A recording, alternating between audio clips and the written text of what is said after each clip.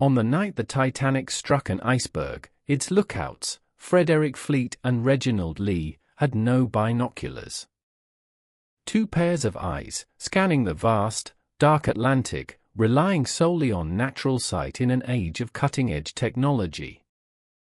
This was the RMS Titanic, the pinnacle of human ingenuity, declared unsinkables by those who built her.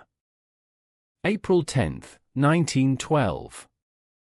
From Southampton, England, she embarked on her maiden voyage across the Atlantic to New York. A floating palace, carrying over 2,200 souls, from the wealthiest elites to immigrants seeking new lives. But beneath the veneer of luxury, a dangerous ambition stirred.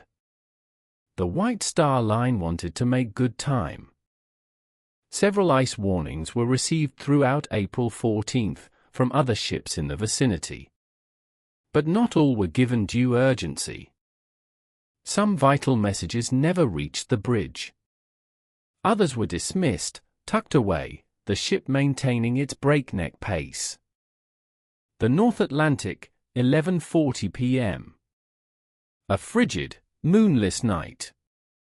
The ocean, deceptively calm, shimmered under the stars. Then, a shape emerged from the gloom. Fleet struck the bell 3 times. Iceberg dead ahead. The bridge ordered hard a starboard, but it was too late. A grinding scrape, a shiver through the hull. Most passengers barely felt it, a minor bump. But below deck, the ocean was already claiming its first victims. As the world reeled from the news, a desperate call for answers echoed across the Atlantic. How could the unsinkable Titanic have met such a catastrophic end? Investigations were swiftly launched to unravel the tragedy. Within days, the U.S. Senate Commerce Committee, led by Senator William Alden Smith, began its inquiry. Witnesses, many still traumatized, were summoned directly from rescue ships, facing intense public scrutiny.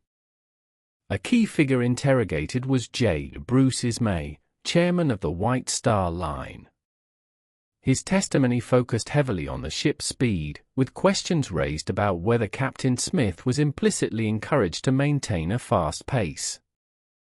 Officers and lookouts revealed critical details: the absence of binoculars in the crow's nest, and multiple iceberg warnings received by wireless, some critically delayed or overlooked before reaching the bridge.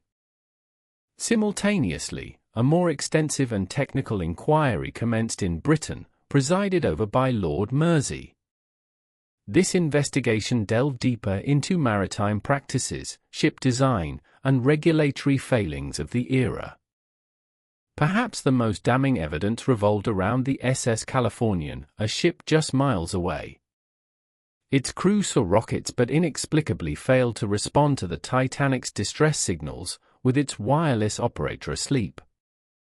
The inquiries brutally exposed the inadequacy of lifeboats, only enough for half the passengers, and the chaotic, poorly executed evacuation, leading to immense loss of life, especially among third-class passengers.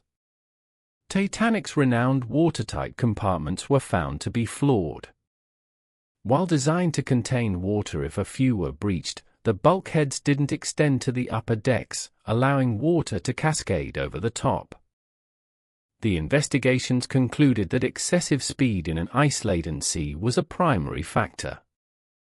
The collision itself, a glancing blow, tore a long, shallow gash rather than a head-on impact, sealing the ship's fate. Decades later, further forensic analysis would uncover another critical detail: the quality of the ship's rivets. Many were found to be brittle, made of inferior iron, weakening the hull structure in freezing waters. Both inquiries heavily criticized the lack of lifeboats, the inaction of the Californian, and insufficient safety regulations. Their findings led to significant reforms in maritime law, forever changing sea travel. While investigations offered closure and reform, some questions endure: could more have been done? Was the unsinkable Smith truly believed, fostering complacency. The Titanic remains a stark reminder of human hubris versus nature's power. While the impact with an iceberg is undisputed, the precise sequence of events and underlying factors that sealed Titanic's fate remain subjects of intense debate and myriad theories. One prominent theory focuses on the quality of the ship's steel. Metallurgists argue that at the frigid North Atlantic temperatures, the steel became brittle, leading to catastrophic failure.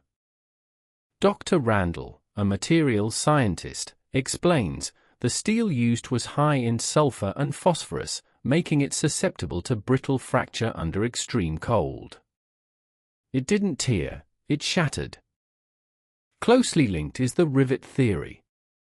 Investigators suggest that the quality of the iron rivets, particularly those in the forward sections, was compromised, leading to them popping out under stress. Maritime historian, Dr. Eva Green, highlights, the lowest grade rivets, used where access was difficult, simply weren't strong enough. They were the weakest link, allowing water to flood in rapidly.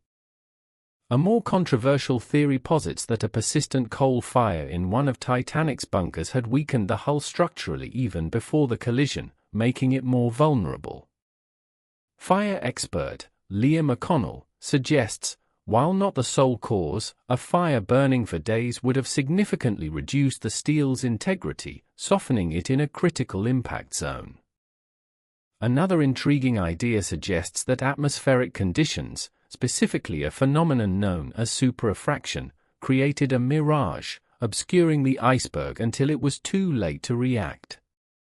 Meteorologist, Dr. Alan Reed, explains, the thermal inversion could have bent light rays, creating a false horizon and effectively cloaking the iceberg from sight for much longer than expected. Among the more far-fetched, yet persistent, explanations is the switch theory, alleging that the Titanic was secretly swapped with its sister ship, the Olympic, for an elaborate insurance fraud. Experts largely agree that no single factor caused the disaster, but rather a catastrophic confluence of circumstances, from materials science to human judgment and natural phenomena. The wreck of the Titanic continues to yield clues, allowing new technologies and insights to refine our understanding, ensuring the true story is never fully settled, but always explored.